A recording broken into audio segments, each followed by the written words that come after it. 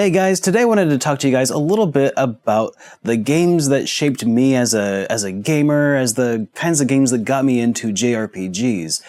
What makes SuperDerek SuperDerek? How did I get here? Am I just asking random questions at this point? Yeah, maybe. So I wanted to talk to you guys about the games that have shaped me, and I've talked about these games in other interviews that I've done and discussion videos with like Johnny Millennium. So I've never done one on my own channel though, and I think that it'd be a great way for you guys to get to know who I am as a person, I guess, as much as one can by just talking about video games, which, in my opinion, you could probably learn a lot about somebody by the video games they hold most dear. And that's why I wanted to talk to you guys today about, well, my copy of Legend of Zelda: A Link to the Past. What is special about this copy of Link to the Past, though, is that this was my gateway drug into RPGs. Not just this game. This cartridge that's inside this box was the game that got me into RPGs. My dad's best friend, he lived like 3 hours away from us, but every once in a while we'd go out on a road trip, which is a really, really boring and long drive if you're, 10 or 7 or 13, in that range. It's, time is funny when you're a kid, and 3 hours seems like a lot of time.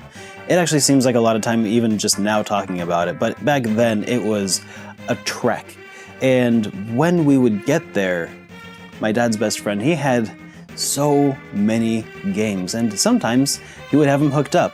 He had like a Sega Genesis, he had a Sega Genesis 32X, and the Sega CD add-on. One time I showed up, he had a Super Nintendo hooked up with a copy of Legend of Zelda: A Link to the Past. Now, I had played Legend of Zelda on the Nintendo Entertainment System before, and I liked it. I was never good at it because I was like in preschool at the time when I was playing this. This game, I was just, I think, at the right time in my life, and this game was so beautiful to me, the way that it looked, the sprites and the graphics, just everything about the way that the game looked, to the way it sounded. Oh my god, the sounds, because I'd never played much Super Nintendo before by this point, and it was so awe-inspiring that I knew when I played that game that I needed to have more of that game in my life. So that was, I think, the moment that really sparked my interest in video games that involved swords and shields and adventure, and maybe that's not what got me into RPGs, but that is definitely what started me down the path toward where I am today. Legend of Zelda: Link to the Past is a game that I'm probably never going to review because it has 1,001 reviews out there. Suffice it to say, the game's amazing. I've played through it, half a dozen times. 10 out of 10, whatever. The game, though, when I played it at the time, it was something different. It was something magical, getting stronger. After I played that game, I was probably 10 or so. By the time I was 14, which was probably about the year 2000, I finally went out and bought my own secondhand Super Nintendo. When I played Zelda, I really wanted more games like it, and that sort of set me down this path. And one of the games that I encountered at the time was Brainlord. And Brainlord is, it's a pretty serviceable Zelda-style clone of some sort. It's not really a clone, and I'm really not a fan of the word clone when describing most games. I feel like it gets thrown around a little too fast and loose. So Brainlord, though, was a game that I rented from this Kroger store, this Dillon's. I played it a lot, and I never ended up getting very far when I would rent it, but I would go back and I would re-rent it, and by the time I could re-rent it, somebody had already saved over my game save file. So what are you gonna do? So what I did was I rented it, and then I just didn't return it for a very long time to the chagrin of my parents. I ended up racking up like a $40 late fee on this game, which is insane in 1990s money. I honestly probably should have got the game just for free at that point. Like, just pay the late fee, keep the game. That's honestly what they probably should have done, but instead, we paid the late fee and, you know, got our rental account unfrozen. But this game was a really fun action RPG with platforming and puzzle-solving elements, which ticked a lot of the right boxes for me. And that's one of the games that I have a lot of, I guess, sentimental and nostalgic attachment for. And it's probably one of the games that acted as sort of an intermediary between my love of action-adventure games like Legend of Zelda: Link to the Past and true action RPGs, which include games with like leveling systems and stuff. So that was Soul Blazer, or not Soul Blazer, Brainlord.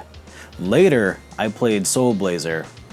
That's a rabbit hole for another day. And then, eventually, of course, I got into Earthbound, which this is the first copy of Earthbound that I ever played. This is not a real case. This is a clamshell, you know, universal game case. And this game means so much to me because I actually hated the game at first. I've said this before. I played it. I plugged it into my console. I picked it up from a second-hand shop, and I was like, I want more games like Zelda. And the guy's like, okay, here, you can play this game for a few minutes, see what you think. And I played it, and for the first few minutes, there was no battling, so I just played as a kid who was going around opening presents and getting baseball bats, and I thought that was pretty cool. But then I actually got far enough once I had bought the game. I actually traded my copy of Link to the Past for it, plus like 20 bucks. I'd actually plugged it in and played it down, and I didn't like it. I plugged it in, I got into a battle system, and I was like, what is this? This isn't swinging a sword. I can't even see my characters on the screen. What's going on? I don't get it. So I ignored it for a little while. What got me to eventually play Earthbound was I eventually had exhausted my Nintendo Entertainment System library. I also had a Sega Genesis, and I got tired of playing those games, and I didn't really have a great selection of games on Genesis, unfortunately. I had like Sonic 2 and Green Dog, which is a story for another day. Fast forward several years. About 3 years ago, I think it was about 3 years ago or so, I reached out to my dad's best friend and I said, hey, do you have any old games that you have laying around that you no longer play that I could buy from you? And he said he did. He gave me a really good deal. He knew what he had, but he still gave me a really good deal on a bunch of games. So I sent him a few $100, and I ended up getting a lot of like Sega Genesis, Sega CD games, 32X games, Super Nintendo games, and included in this package of Super Nintendo games was this copy of Link to the Past. And to have this back in my hands, God, it doesn't even feel like a game anymore. It's more like it's more like an artifact from my childhood that was a part of a defining moment in my life. To have that, and to have that in my possession. So many times you play a game and you never know if you'll ever see that game again. Like I rented a bunch of games, I'll never see those games again in my life. But to have one that I know for sure was my first experience with a game that set me down on this path is something that is, I don't know. It's kind of like a holy grail artifact for me, right? It sounds weird to feel this deeply about any physical object that just contains data, but it also contains a lot of memories. Not just save memory, but actual sentimental value. And I feel like if I was in an apartment complex fire and I could only grab a few things, I would probably grab this game and my pets and I don't know, some other stuff. I would try to game the system by like getting a suitcase and grabbing a whole lot more than I probably should with these sort of mental experiments. But the point is, it means a lot to me, and I'm really glad to have it. And I wanted to share this with you guys and kind of give you a little glimpse into myself, my history as a gamer. But guys, what are some of your most nostalgic games? What got you into the fold, huh? What brought you here? So, thank you for joining me.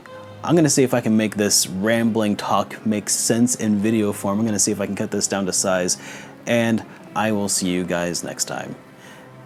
Have a good day, everyone.